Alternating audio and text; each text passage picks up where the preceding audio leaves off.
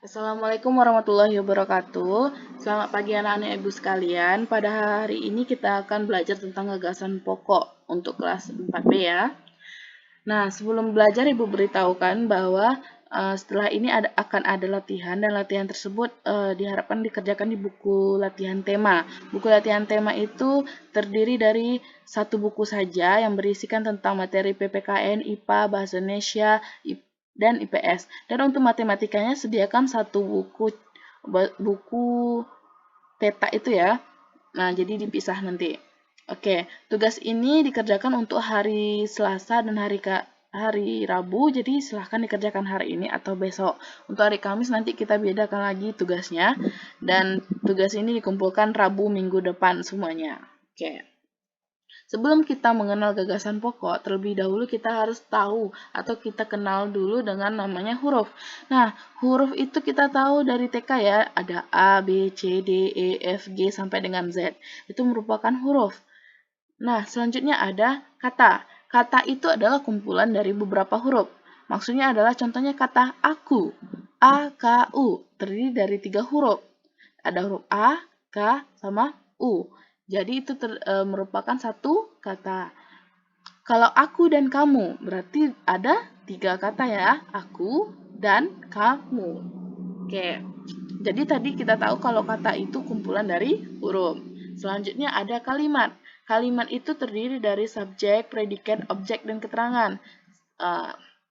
Contohnya ialah Budi bermain bola kaki kemarin. Nah, Budi bermain bola kaki kemarin itu kumpulan dari kata atau kumpulan dari huruf? Ya, tentunya itu kumpulan dari kata. Budi satu, bermain satu, bola kaki satu, ada 2 ya. Dan kemarin, berarti ada 1, 2, 3, 4, 5. Ada 5 kata. Jadi kalimat adalah kumpulan dari beberapa kata. Nah, Bu, maksudnya subjek, predikat, objek, dan keterangan itu apa sih, Bu?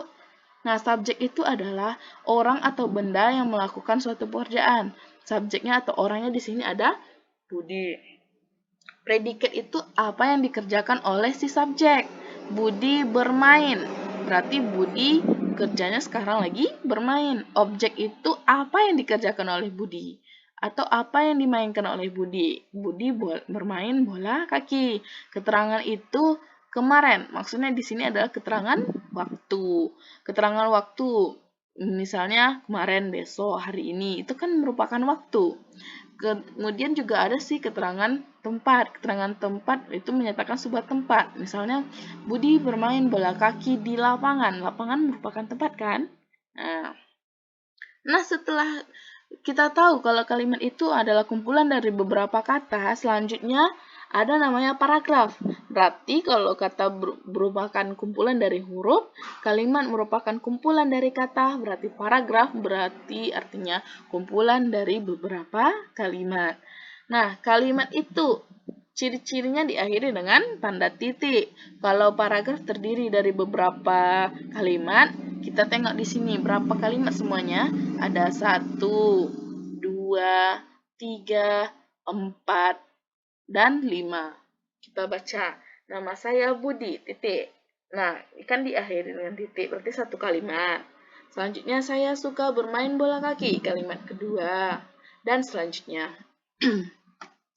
Jadi, kita tahu bahwa kumpulan dari beberapa kalimat tadi disebut dengan paragraf. Nah, kalau anak-anak ibu udah paham sampai sini, baru kita masuk ke gagasan pokok atau ide pokok. Nah, langsung saja ibu hadirkan satu cerita fabel tentang anak serigala dan harimau. Nah, di sini ada beberapa kalimat, ada berapa paragraf? Coba tengok. Nah, cari nanti ya. Nah, Bu, ciri-ciri paragraf itu yang mana sih? Kalau ciri-ciri paragraf itu ada 2 ciri. Yang pertama, bentar ya. Yang pertama, paragraf pertama, kalimat pertama itu masuk ke dalam, ada jaraknya. Berarti itu merupakan ke paragraf 1. Berarti paragraf 2-nya kita cari juga yang masuk ke dalam. Nih. Bu, nanti misalnya kalau nggak ada yang masuk ke dalam, kayak mana, Bu? Nah, kita tengok ada jaraknya juga. Nih, di sini kan ada jarak nih. Nah, itu merupakan batas antara paragraf 1 dan paragraf 2. Nah, ciri paragraf tadi tahu ya, masuk ke dalam dan juga ada jarak di antara paragraf. Nah, pada paragraf pertama, kita akan menentukan ide pokok dan gagasan penjelasnya. Nah, paragraf pertama itu terdiri dari berapa kalimat? Kita tengok dulu yang ada titiknya. 1, 2, 3. Berarti ada 3 kalimat ya. Jadi yang mana, Bu, ide pokok atau gagasan pokoknya? Ide pokok atau gagasan pokok biasanya ada di kalimat pertama. Coba dilihat. Nih. Apakah gagasan pokok tuh harus semua kalimatnya, Bu? Enggak harus semua kalimat. Yang namanya gagasan pokok itu atau ide pokok itu adalah hal yang membangun atau hal yang lagi diceritakan dalam paragraf tersebut. Nah, kita baca dulu. Di sebuah hutan ada seekor anak serigala hidup bersama dengan keluarga harimau. Kebetulan induk harimau memiliki 2 ekor anaknya yang berusia sama dengan anak serigala. Anak serigala pun bisa hidup tenang dan bermain bersama keluarga harimau. Nah, jadi yang mana gagasan pokoknya? Gagasan pokoknya adalah seekor anak serigala hidup bersama dengan keluarga harimau. Kenapa itu, Bu? Karena serigala dan harimau diceritakan lagi di kalimat selanjutnya. Buktinya di sini ada induk harimau memiliki 2 ekor anak yang sama dengan serigala. Apakah kalimat tersebut menceritakan tentang serigala dan harimau di sini?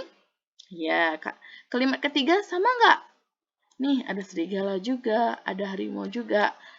Nah, berarti kalimat atau ide pokoknya yang ini, ide pokok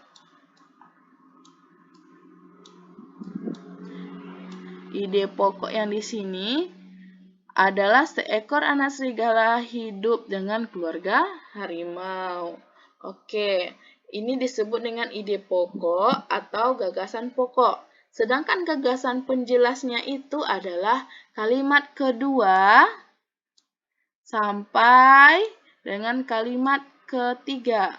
Jadi gagasan pokoknya ada 2. Yaitu kalimat pertama dan kalimat kedua, yaitu kebetulan kalau gagasan penjelas. Gagasan penjelas pertama yaitu induk harimau memiliki 2 ekor anaknya yang berusia sama dengan anak serigala. Itu gagasan penjelas pertama. Anak serigala pun bisa hidup tenang bermain bersama keluarga harimau. Itu merupakan gagasan penjelas yang kedua. Jadi gagasan pokoknya tentang seekor anak serigala hidup bersama dengan keluarga harimau. Dan dijelaskan di dalam gagasan penjelas, yaitu induk harimau memiliki 2 ekor anaknya yang berusia sama dengan serigala. 1. Dan yang kedua gagasan penjelasnya adalah anak serigala pun bisa hidup tenang dan bermain bersama harimau. Nah, dapat kita simpulkan bahwa ide pokok itu merupakan atau gagasan pokok itu merupakan hal atau sesuatu yang diceritakan di dalam paragraf. Nah, di dalam gagasan pokok itu nanti akan dijelaskan lagi di gagasan penjelas atau di kalimat penjelas. Nah, kalimat penjelasnya tadi kan ada kalimat 1 dan kalimat 2 pada paragraf 1. Oke, sekian penjelasan singkatnya. Silahkan kerjakan soal berikut. Boleh hari ini, boleh besok. Nah, dan nanti dikerjakan di buku latihan tema, dibuat juga tanggalnya ya. Tanggal hari apa anak ibu mengerjakannya. Dan nanti dikumpulkan Rabu depan. Hari Kamis kita ketemu lagi. Assalamualaikum warahmatullahi wabarakatuh.